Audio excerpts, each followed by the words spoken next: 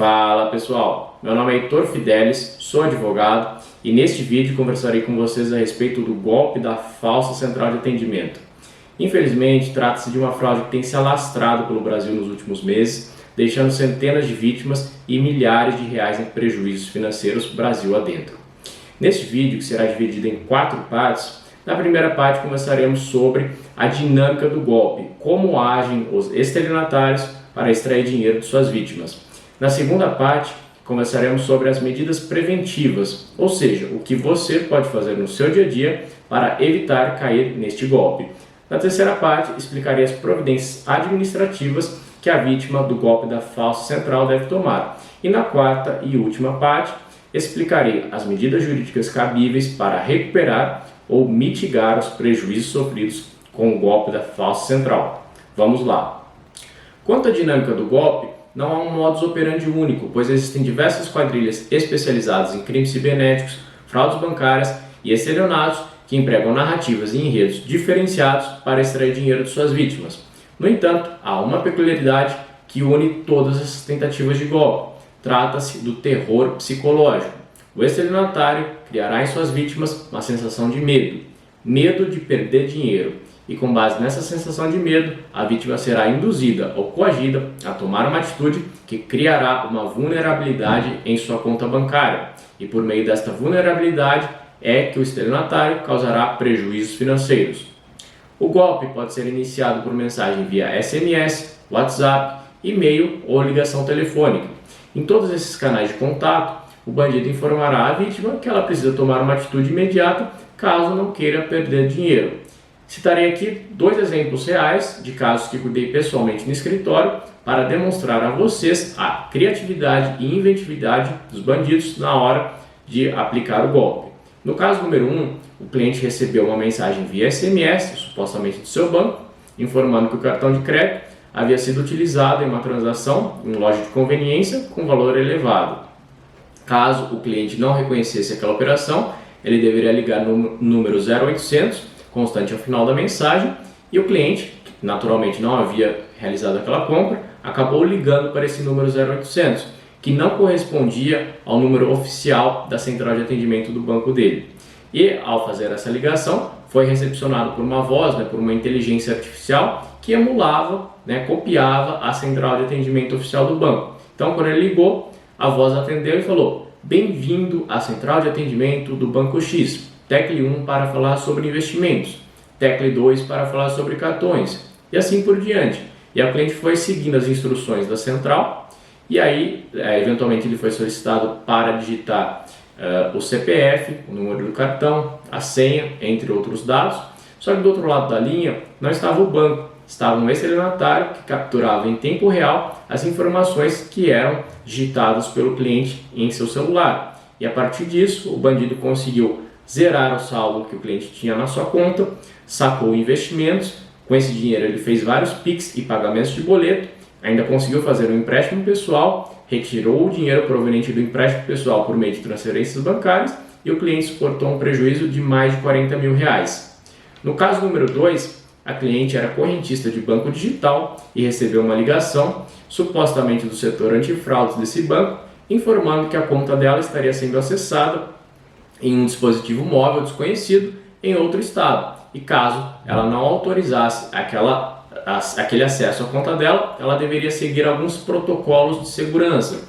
E a cliente, desesperada com a situação, ela acabou acreditando que se tratava de fato de um funcionário do banco e seguiu aqueles supostos protocolos de segurança que eram passados pelo bandido. Só que na verdade, em vez de bloquear um acesso suspeito de sua conta, a cliente acabou permitindo o acesso à conta dela a partir de um dispositivo móvel de posse do estelionatário e acabou bloqueando a conta dela no próprio celular. E a partir disso, o bandido conseguiu tirar todo o saldo que ela tinha na conta e conseguiu gerar um cartão de crédito virtual, zerando o saldo, o limite desse cartão de crédito, e a cliente acabou perdendo mais de 20 mil reais nesse caso. Então, esses 2 exemplos servem para ilustrar a vocês que os bandidos são criativos, eles estão sempre tentando burlar as medidas de segurança tomadas pelos bancos, estão sempre tentando enganar as vítimas para extrair a maior quantia de dinheiro possível. E agora, na segunda parte do vídeo, trataremos sobre as medidas preventivas que você pode adotar no seu dia a dia para evitar cair no golpe da falsa central. Vamos lá! Se você está gostando desse vídeo ou se o conteúdo está sendo relevante de algum modo, vou pedir para você deixar o seu like, se inscrever no canal e ativar o sininho para receber as notificações sempre que publicarmos novos conteúdos jurídicos por aqui. E agora vamos seguir para a segunda parte do vídeo, na qual trataremos sobre as medidas preventivas contra o golpe da falsa central. Eu sempre dou duas dicas de segurança aos meus clientes. A primeira delas consiste na dupla checagem. Então, sempre que você receber uma mensagem via SMS, WhatsApp, e-mail ou ligação telefônica do seu banco, ou supostamente do seu banco, você vai manter a calma, vai anotar o conteúdo daquela mensagem ou daquela ligação, não vai tomar nenhuma atitude precipitada, não vai seguir nenhuma instrução que lhe for passada por telefone ou naquela mensagem, sem antes fazer a dupla checagem. Ah, doutor, como que eu faço a dupla checagem? Bom, aqui no Brasil, todos os bancos que operam, eles possuem um site. Você vai entrar no site da sua instituição financeira, vai procurar lá os canais oficiais de relacionamento com o cliente, vai escolher um desses canais oficiais, vai entrar em contato com o banco por meio deste canal oficial e vai informar o conteúdo da mensagem recebida ou o conteúdo da ligação recebida. E o seu banco, então, fará a averiguação daquele conteúdo, averiguará a veracidade e autenticidade daquele contato. Caso se trate de algo legítimo, o banco dará prosseguimento às tratativas via canal oficial, ok? No entanto, caso aquele contato, aquela ligação tenha partido de um estelionatário, de um bandido, ao tomar a cautela da dupla checagem, você terá evitado cair no golpe da falsa central e terá preservado o seu patrimônio. Legal? Agora, a segunda dica que eu dou, ela é voltada para correntistas de bancos digitais. Então, se você é cliente de um banco digital e recebeu uma ligação, supostamente do setor antifraudes, departamento de cartões ou de uma central de atendimento, fique atento, pois a probabilidade de ser um golpe é muito alta. Bancos digitais não costumam ligar para seus clientes. As tratativas são feitas via chat no aplicativo, via e-mail, entre outras notificações que são enviadas por meio do seu app para o seu celular. Então, quando o seu cartão é utilizado, o app às vezes manda uma notificação que seu cartão foi utilizado, uma compra de valor tal na loja tal. Porém, é muito raro que um banco digital ligue para os clientes. Então, caso isso aconteça com você, já desconfie, não siga nenhuma instrução, hipótese alguma que lhe for passada por telefone, sem antes verificar junto à sua instituição financeira, nos canais oficiais, por exemplo, o chat do aplicativo ou e-mail, a legitimidade daquela ligação. Você vai informar para o seu banco o número que te ligou, as informações que lhe forem passadas, e aí o seu banco vai fazer a checagem para ver se trata de uma ligação real ou se trata de um golpe. Tá? Então, ao tomar essa cautela, você também estará preservando o seu patrimônio e não cairá no golpe da falsa central. Legal? Agora vamos ingressar na terceira parte do vídeo, na qual explicarei as providências administrativas que a vítima do golpe da falsa central de atendimento deve adotar. Legal? Vamos lá. Doutor, fui vítima do golpe da falsa central de atendimento. O que eu faço? Bom, em primeiro lugar, você deve contestar todas as operações fraudulentas perante o seu banco, a instituição financeira a partir da qual você perdeu dinheiro. Então, conteste todos os PIX, pagamentos de boleto, transferências bancárias, empréstimos, compras com cartão de crédito, absolutamente todas as operações ilegítimas não reconhecidas por você. Em caso de PIX, é possível solicitar ao seu banco a abertura de um MED, que consiste no Mecanismo Especial de Devolução, uma ferramenta criada pelo Banco Central do Brasil para facilitar e auxiliar a recuperação de dinheiro em caso de transações fraudulentas ou transferências feitas por engano por intermédio do PIX. Legal? Você deve anotar todos os números de protocolo, datas e horários das ligações que fizeram ao seu banco. Em caso de tratativas por e-mail, você deve preservar consigo tais e-mails, porque tudo isso, todos esses documentos, poderão ser utilizados futuramente em um processo judicial. Legal?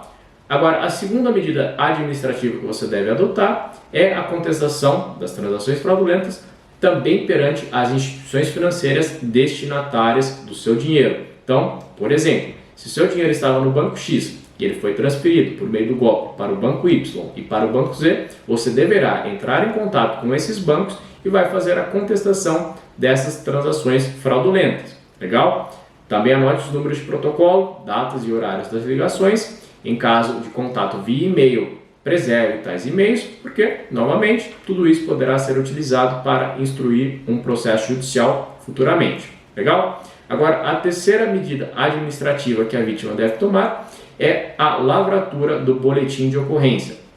Isso é muito importante, mesmo porque os bancos, quando você fizer as contestações administrativas, talvez eles já peçam, as instituições financeiras já peçam o envio do boletim de ocorrência para dar respaldo a essas reclamações, essas contestações, ok? Hoje em dia é possível fazer o BO online, não é preciso nem sair de casa, mas se você quiser pode comparecer à delegacia de polícia. O importante é não deixar para depois, né? Faça assim que possível o boletim de ocorrência e no momento da lavratura faça um relato bem completo dos fatos, né? Anote ali, faça constar os horários das transações, os valores, os destinatários, os bancos envolvidos, o e-mail a partir do qual você recebeu a mensagem ou o número de telefone a partir do qual você foi abordado pelos bandidos, porque tudo isso poderá auxiliar o trabalho investigativo da polícia para a localização e identificação dos criminosos, poderá auxiliar as instituições financeiras para a recuperação extrajudicial do seu dinheiro e, caso você não consiga a recuperação amigável dos prejuízos, o boletim de ocorrência também poderá ser utilizado para instruir eventual processo judicial, ok? Agora vamos seguir para a quarta e última parte do vídeo, na qual explicarei as providências jurídicas, né, as medidas jurídicas cabíveis para recuperar ou ao menos mitigar os prejuízos sofridos com o golpe da falsa central de atendimento. Vamos lá! Antes de ingressarmos no mérito jurídico, gostaria de deixar um alerta no sentido de que não há garantia de êxito em processos judiciais, não existe causa-ganha e se algum dia um advogado ou advogada prometer tais coisas a você, desconfie, pois pode se tratar de um golpe e esta conduta fere o Código de Ética da Advocacia, ok? Agora, o que eu vou falar a seguir são as teses utilizadas por mim aqui no escritório para tentar recuperar o prejuízo financeiro de vítimas de fraudes bancárias, tais como o golpe da falsa central de atendimento. Isso não significa que essas teses serão automaticamente acolhidas pelo Poder Judiciário, pois em cada processo os réus serão citados, terão direito de exercício do contraditório e da ampla defesa e o magistrado, ou seja, o juiz, julgará cada caso de acordo com argumentos e provas produzidos pelo autor e de acordo com argumentos e provas produzidos pelos réus, ok? Superada essa questão, agora explicarei 3 caminhos jurídicos empregados por mim aqui no escritório para tentar recuperar o prejuízo das vítimas. No primeiro caminho jurídico, nós processamos o banco da vítima, o banco a partir do qual as transações fraudulentas foram feitas, ok? E aqui nós utilizamos 2 teses. A primeira delas diz respeito ao perfil de consumo e a segunda diz respeito ao vazamento de dados pessoais. Em relação ao perfil de consumo, a experiência, atuando em fraudes bancárias demonstra que os estelionatários, para dilapidar o patrimônio de suas vítimas, eles fazem transações sequenciais, abruptas, de valores elevados. Muitas vezes esses valores são redondos, sequer a cifra dos centavos ali nas operações, e essas transações são feitas em um curtíssimo intervalo de tempo. Ou seja, o objetivo ali do bandido, do estelionatário, é extrair o maior proveito econômico daquela conta antes que o banco faça o bloqueio. E esse comportamento ele é irracional. Inclusive, se nós formos analisar o histórico de operações daquele cliente, daquela vítima, digamos, nos últimos 6 meses anteriores à fraude, dificilmente nós vamos encontrar um paralelo, dificilmente nós vamos encontrar operações semelhantes àquelas que foram realizadas durante a fraude. E as instituições financeiras, elas têm, ou pelo menos deveriam deter, em tese, tecnologia, sistemas de monitoramento, algoritmos capazes de detectar e bloquear preventivamente transações discrepantes do perfil de seus clientes ou transações de patente e viés fraudulento, ok? Agora, quanto ao vazamento de dados pessoais, nós temos um cenário em que o estelionatário, ele sabe o seu número de telefone ou sabe o seu e-mail, sabe que você tem conta naquele banco específico, que você utiliza aquele cartão daquela bandeira, às vezes ele sabe os números do seu cartão de crédito, sabe o seu CPF, o seu nome completo, a sua data de nascimento, entre outras informações, e tudo isso é utilizado para orquestrar o golpe, né, essa engenharia social, e conferir verossimilhança àquelas mensagens ou aquele suposto atendimento e induzir ou coagir a vítima a seguir as instruções que lhe são passadas ali pela falsa central. Então, em tese, o banco também pode ser responsabilizado pelo vazamento de dados pessoais. Obviamente, a instituição financeira terá a oportunidade de produzir prova em sentido contrário. Ok? Agora, o segundo caminho jurídico possível para recuperar os prejuízos, ele consiste em processar os bancos dos destinatários das operações fraudulentas. E a tese utilizada aqui, ela consiste na abertura irregular ou manutenção irregular de contas bancárias. E a experiência, né, atuando na questão de fraudes bancárias, me ensinou que essas contas utilizadas para receptar o produto do crime, de fraudes, né, movimentar esses esquemas criminosos, essas contas elas são contas de laranja, elas acabam sendo criadas com esse propósito específico de aplicar, né, golpes e receber produtos provenientes desses golpes financeiros.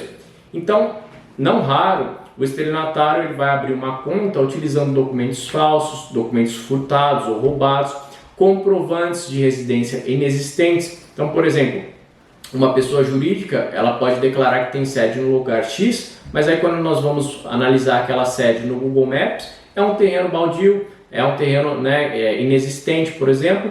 Então, o banco que ele abre uma conta de maneira irregular, né, ele autoriza a abertura da conta com documentos falsos, documentos roubados, ele, em tese, pode ser responsabilizado caso essa conta, né, seja utilizada para operacionalizar um esquema, né, um crime, um estelionato, uma fraude bancária. E o banco poderá ser condenado a indenizar a vítima dos prejuízos por ela sofridos.